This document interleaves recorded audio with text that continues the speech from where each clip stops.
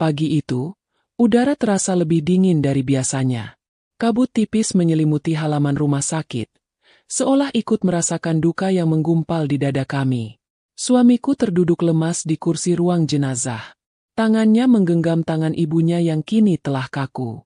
Mertua meninggal dunia setelah berbulan-bulan melawan kanker hati yang diam-diam menggerogoti tubuhnya. Tak ada air mata yang keluar dari mataku saat itu. Bukan karena aku tak sedih. Justru karena air mata ini sudah kering. Terlalu banyak yang telah terjadi beberapa bulan terakhir. Usaha suami bangkrut. Rumah kami harus dijual untuk menutupi biaya rumah sakit. Dan sekarang, kami tak punya tempat lagi untuk pulang. Seusai pemakaman, satu-satunya yang menawarkan tempat tinggal adalah kakak ipar. Kakak kandung suamiku yang tinggal di rumah orang tua mereka. Ia seorang janda tanpa anak. Tinggal sendirian di rumah warisan yang cukup sempit di pinggiran kota.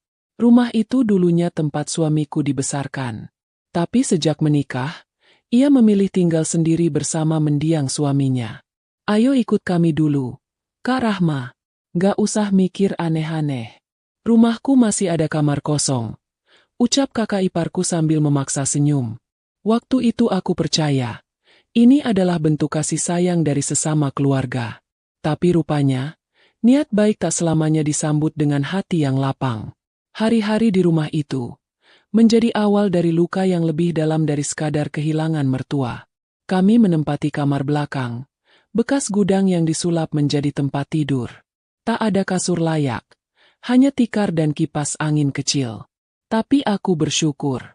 Setidaknya, kami tak harus tidur di jalan. Pagi-pagi sekali, aku sudah bangun untuk bantu bersih-bersih dapur. Kakak iparku tampak masih tertidur. Tapi begitu ia bangun, matanya langsung menyapu dapur yang telah rapi. Kamu masak juga? Ya udah, kalau gitu jangan lupa bersihin kompor. Soalnya bekas-bekas minyak itu bikin lengket lantai. Nada bicaranya datar, tapi menyisakan tajam yang menusuk. Aku hanya mengangguk. Mungkin dia lelah. Mungkin dia belum sepenuhnya pulih dari kehilangan ibu. Tapi seiring waktu, perlakuannya justru makin berubah. Setiap hari, ada saja yang dikomentari. Masakanku terlalu asin. Jemuranku tak rapi. Bahkan cara aku menyiram tanaman pun salah di matanya. Jangan boros air. Kamu kira bayar air itu gratis? Hari itu aku terdiam. Ingin sekali bicara bahwa aku dan suamiku tak pernah lalai dalam membeli kebutuhan rumah. Tapi apa daya, kami tinggal di rumahnya. Setidaknya, begitu pikirku saat itu. Suamiku mulai terlihat canggung setiap kali pulang. Ia sibuk mencari pekerjaan kesana kemari, tapi belum juga ada yang cocok. Aku masih bekerja sebagai admin di kantor kecil. Gaji cukup untuk makan dan bayar ongkos. Tapi tak lebih dari itu. Satu malam, saat kami makan bersama, suamiku diam saja. Kakak ipar yang biasanya bicara sekedarnya, malam itu mendadak angkuh. Kalian tahu nggak? Selama ini aku tuh udah banyak ngalah. Listrik naik, air naik, tapi kalian di sini terus. Aku sih nggak hitung-hitungannya, tapi jangan sampai aku dianggap bego. Tanganku berhenti mengaduk nasi. Jantungku berdegup kencang. Tapi suamiku hanya mengangguk pelan. Mungkin dia terlalu malu. Mungkin terlalu lelah untuk berdebat. Tapi aku, diam-diam mulai menyimpan luka. Hari-hari berikutnya, aku belajar menahan diri. Membantu pekerjaan rumah, membelikan kebutuhan sabun, bahkan mengganti gas tanpa diminta. Tapi semua itu seolah tak pernah cukup. Satu sore, aku pulang kerja lebih cepat karena sakit kepala. Saat masuk rumah, kudengar suara kakak ipar dari dapur, sedang berbicara dengan tetangganya. Si Rahma itu ya, kerja sih kerja. Tapi kalau pulang males bantu-bantu. Enak banget tinggal di rumah orang, tapi berasa jadi nyonya. Aku tercekat di balik tembok. Nafasku memburu. Tapi aku urungkan langkahku. Aku masuk kamar. Pura-pura tak dengar apa-apa. Malam itu, air mataku jatuh diam-diam di atas bantal. Mulai hari itu, aku tahu, aku harus melakukan sesuatu. Aku tak bisa terus tinggal dalam rumah yang setiap sudutnya memantulkan hinaan. Tapi aku juga tak ingin pergi dalam keadaan lemah. Satu-satunya jalan keluar adalah membuktikan bahwa aku bukan beban. Bahwa aku bisa berdiri di atas kakiku sendiri dan membuat mereka melihat siapa yang selama ini mereka rendahkan. Dan itulah awal dari perubahan yang akan mengguncang hidup kami semua. Malam itu aku nyalakan laptop tuaku, yang sudah lama menganggur di dalam koper. Layarnya retak di ujung kanan, tapi masih bisa dipakai. Aku buka folder lama yang berisi hasil desainku selama kuliah. Ya, dulu aku memang suka desain grafis. Tapi sejak menikah, aku kesampingkan mimpi itu karena harus bantu suami membangun usaha kecil. Sekarang, aku merasa mimpi itu memanggil lagi. Sambil menahan sakit kepala, aku mulai mengirimkan portofolio ke beberapa platform freelance. Kupasang harga murah, asal dapat klien pertama. Malam-malam kulalui dengan begadang, karena siang masih harus kerja kantoran. Tapi entah mengapa, rasa lelah itu tak sebanding dengan semangat yang mulai tumbuh dari reruntuhan harga diri. 2 minggu pertama aku belum dapat pesanan. Tapi saat itu, pesan masuk di kotak masuk. Saya suka gaya desain kamu. Bisa bantu buatkan logo brand fashion saya? Denyut jantungku melonjak. Aku jawab cepat dan sopan. Dan dalam waktu seminggu, pesanan pertamaku selesai. Uangnya tidak seberapa, tapi rasanya seperti dapat pelukan setelah hujan panjang. Tanpa sepengetahuan siapapun di rumah itu, aku terus menerima pesanan. Tak jarang aku begadang sampai jam 2 pagi. Kantong mataku mulai menghitam, tapi hatiku hangat. Aku kumpulkan hasilnya sedikit demi sedikit. Kubuat rekening baru atas namaku sendiri. Tak ada yang tahu. Bahkan suamiku pun belum kuberitahu. Aku hanya bilang, aku sedang coba bantu dari sisi lain. Hingga pada suatu pagi, kakak iparku mengumpulkan kami di ruang tengah. Di hadapannya sudah ada beberapa lembar kertas. Entah dari mana ia dapatkannya. Kamu tahu nggak, Rahma? Tadi pagi tetangga sebelah bilang, kamu itu keluar malam terus.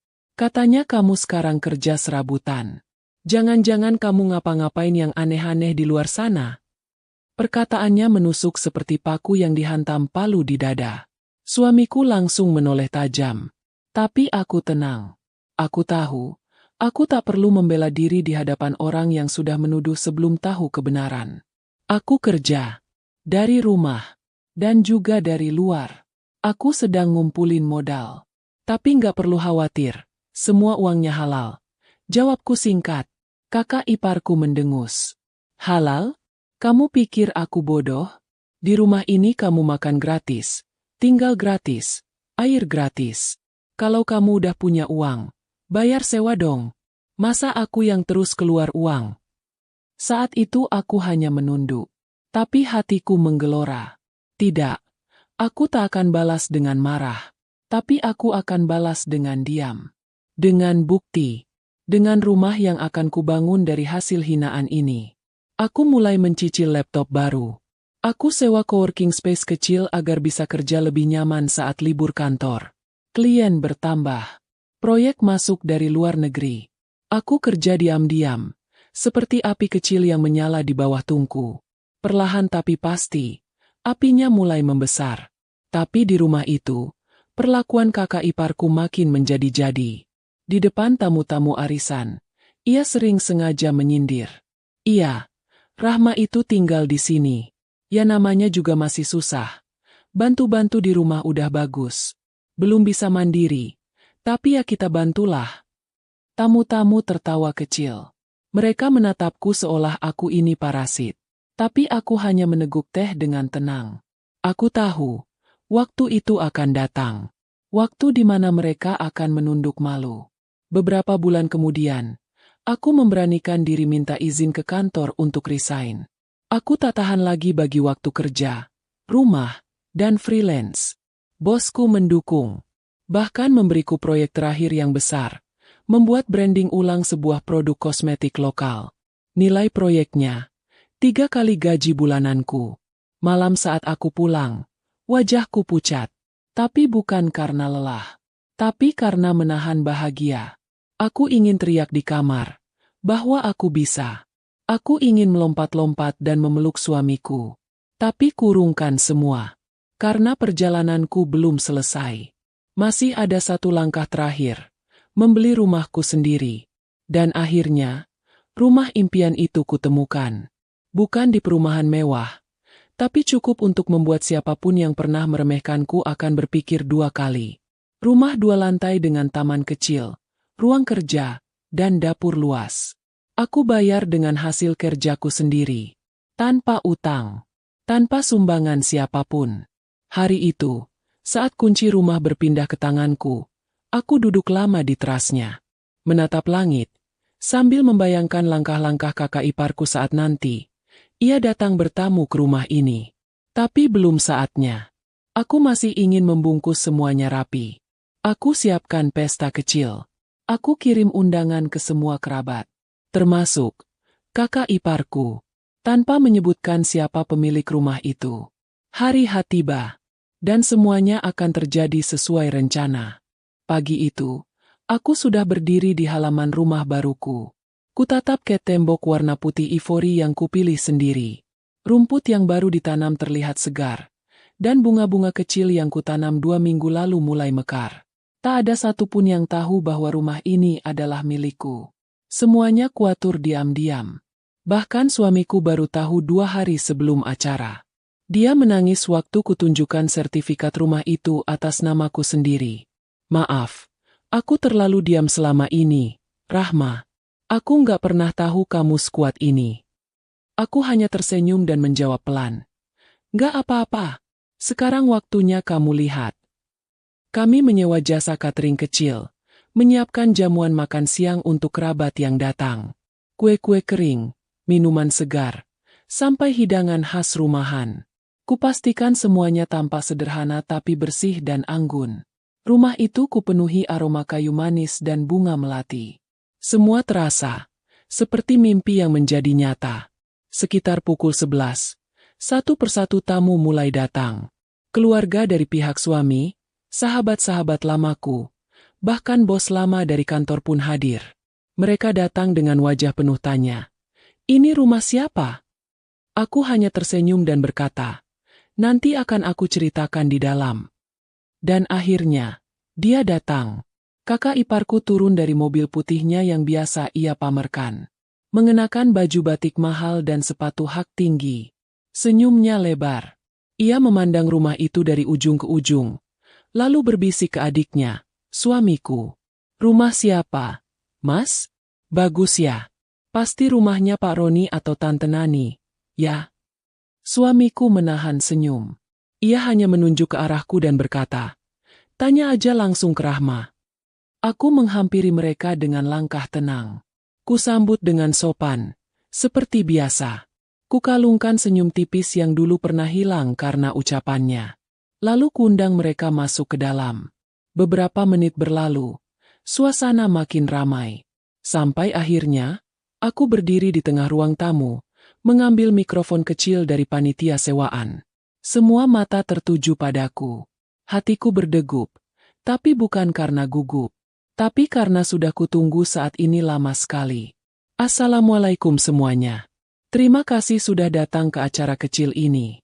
Sebenarnya, ini bukan hanya syukuran biasa. Hari ini, saya ingin memperkenalkan rumah ini. Semua diam. Rumah ini adalah milik saya. Rumah ini adalah hasil dari kerja keras saya selama ini. Dari lembur malam, dari proyek demi proyek, dari semua rasa lelah, dan dari semua hinaan yang pernah saya terima. Mataku langsung menatap tepat ke arah kakak iparku. Wajahnya berubah pucat. Ia tak bisa menyembunyikan keterkejutannya. Tangannya refleks menarik ujung kerudungnya, seolah tak percaya dengan apa yang baru saja ia dengar. Aku melanjutkan. Saya pernah tinggal di rumah orang. Saya pernah tidur di lantai, dicibir karena tak bisa mandiri. Tapi saya diam. Saya telan semuanya, karena saya percaya. Allah melihat. Tamu-tamu terdiam. Beberapa bahkan mulai mengangguk pelan. Kagum. Suamiku berdiri di sampingku. Matanya merah menahan haru. Dan hari ini, saya tidak ingin pamer. Saya hanya ingin memberi pesan bahwa tidak ada hinaan yang lebih kuat dari niat dan kerja keras. Saya tak akan pernah lupa siapa yang pernah menginjak harga diri saya. Tapi saya juga tidak akan balas dengan kemarahan. Saya balas dengan pencapaian. Suasana hening. Kakak iparku masih berdiri di pojok ruangan. Lalu perlahan, ia mundur, mencari tempat duduk. Tapi aku tahu, hatinya sedang gemetar. Acara pun berlanjut. Namun berbeda dari awal. Kali ini, semua tamu mulai menatapku dengan mata baru. Mata yang tak lagi meremehkan. Tapi mata yang mengakui. Beberapa menit kemudian, saat aku keluar ke halaman untuk menerima kiriman parsel, aku mendengar bisik-bisik dari dapur. Kakak iparku sedang bicara dengan salah satu kerabat. Masya Allah, aku beneran gak nyangka. Ternyata rumah ini, rumah Rahma ya? Dia pintar banget nyimpennya. Aku pikir selama ini dia masih tinggal numpang. Dan kalimat berikutnya membuatku hanya bisa menarik napas dalam-dalam. Kalau aku tahu begini, dari dulu aku nggak bakal meremehkan dia. Aku hanya menoleh sejenak. Tak ada balasan. Tak perlu. Karena ini belum selesai. Aku masih punya satu keputusan besar. Beberapa tamu mulai berpamitan. Tapi aku masih berdiri di teras rumah, memandangi jalanan sepi di depan gerbang. Angin sore membawa wangi tanah yang baru disiram. Aku menarik napas pelan, menenangkan hati. Tapi detik berikutnya, suara hak tinggi yang menghentak lantai terdengar makin dekat. Kakak iparku menghampiri. Wajahnya datar, tapi sorot matanya tak bisa bohong. Ada bara api yang berusaha ia tahan, namun aku tahu, ia sedang menelan ludahnya sendiri. Kamu sengaja ya, Rahma, bikin acara ini untuk pamer. Suaranya pelan, tapi tegang. Biar semua orang tahu kamu udah gak numpang lagi di rumah orang. Aku tersenyum kecil.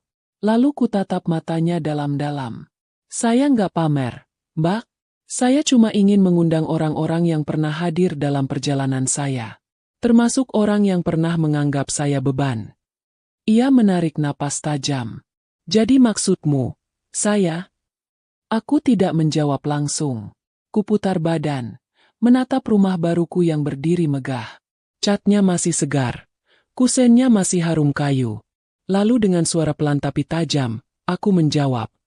Kalau Mbak merasa tersindir, mungkin karena dulu memang pernah mengucapkan kalimat itu. Mbak ingat?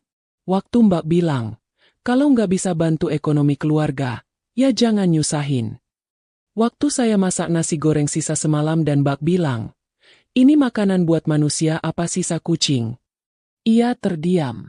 Waktu Mbak lempar sandal saya keluar rumah, dan bilang, kamu itu cuma menumpang.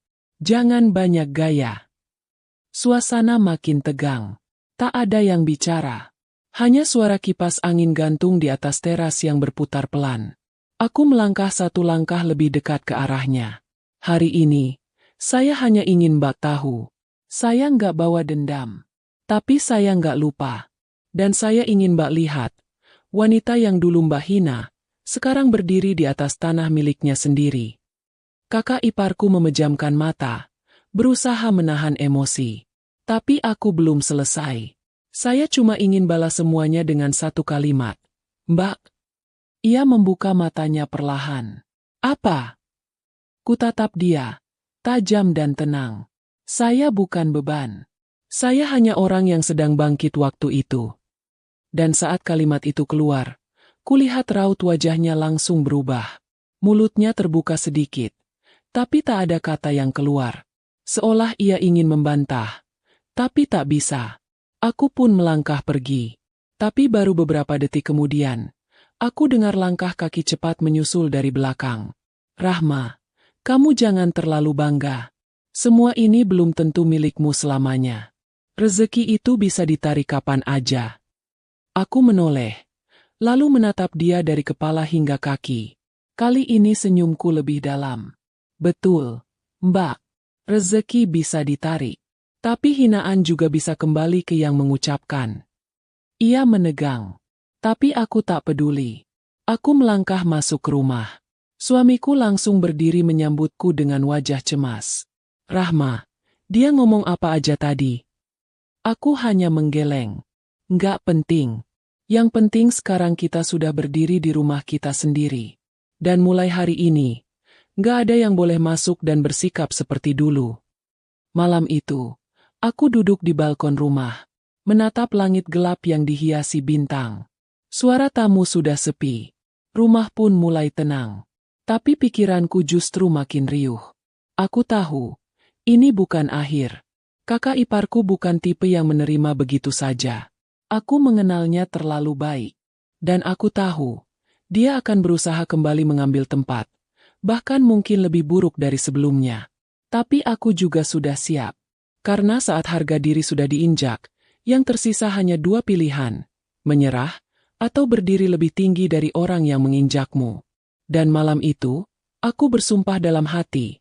Kalau dia berani mengulangi semua perlakuan lamanya, aku akan mengusirnya.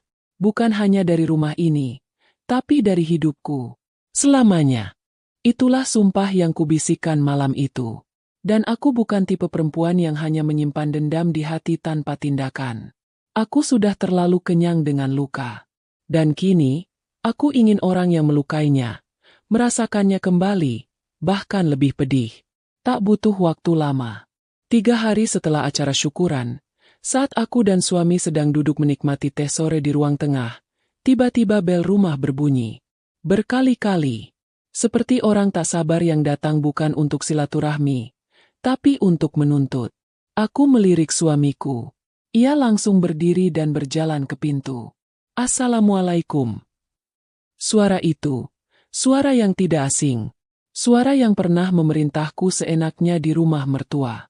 Suara kakak iparku. Suamiku menoleh padaku dengan ekspresi canggung. Aku hanya mengangguk pelan. Silakan bukakan. Tapi aku yang akan menyambutnya. Saat pintu dibuka, kakak iparku langsung melangkah masuk tanpa permisi. Seperti dulu saat aku masih dianggap tak berharga.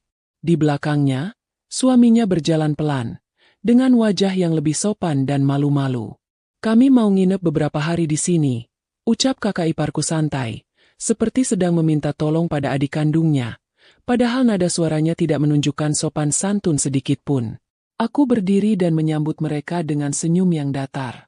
Silakan duduk dulu, Mbak. Mereka duduk di sofa panjang ruang tamu. Tapi suasananya langsung dingin. Suamiku melirikku, seolah bertanya apa yang harus dilakukan. Tapi aku tak berkata apa-apa. Hanya diam. Menunggu mereka membuka alasan. Dan ternyata benar. Kami lagi ada masalah di rumah kontrakan. Air mati. Listrik juga sering anjlok. Anak-anak nggak nyaman. Jadi, kami mikir, rumahmu besar, ada banyak kamar kosong. Nggak mungkin kamu dan suamimu doang yang pakai semua, kan? Aku masih diam. Tolonglah, anggap ini sementara. Toh dulu kamu juga pernah tinggal di rumah kami. Meskipun cuma di lantai paling belakang. Aku menatapnya. Dalam. Lalu kutarik napas panjang. Mbak, dulu saya tinggal di rumah Mbak karena saya nggak punya apa-apa. Sekarang saya tinggal di rumah ini karena saya berjuang. Saya nggak pernah minta rumah ini. Tapi saya mati-matian bekerja untuk sampai ke titik ini. Ia menatapku dengan pandangan mencemooh. Maksudmu, kamu mau nolak keluarga sendiri? Bukan nolak, Mbak.